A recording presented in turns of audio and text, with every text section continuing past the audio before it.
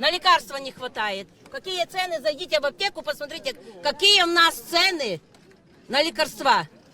Вы знаете, сколько у нас предприятий закрыто? В нас же нет работы. Говорят, вы работать не хотят. Вы проедете, посмотрите, все предприятия закрыты. Где люди, есть такие, может, что и не хотят работать. Есть такие. Но есть люди, которые хотят работать, да нигде не могут устроиться, потому что все предприятия закрылись. Все позакрывали. Нет декрету номер 3! Нет декрету номер 3! Нет декрету номер 3! Нет декрету номер 3! Это что, мы что, быдло, что ли, народ? Что такое-то? А?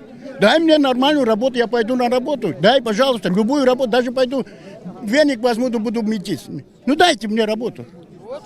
Дайте. Ну вот Лукашенко потребує до раду, щоб було $500 зарплата. Вот видишь, там менты стоят. Человек, оказывается, надо. Алло. Ну вот заходи сюда в толпу, я вот сейчас выйду. 6 миллионов стоил протез. Потом стал 10 миллионов, потом еще больше. Не могу собрать денег. А вы пришли, тем не меньше, вот на мылицах, с одной ногой, пришли сюда, что вы хотите доказать? Я просто хочу сказать, что пенсия маленькая. А военный?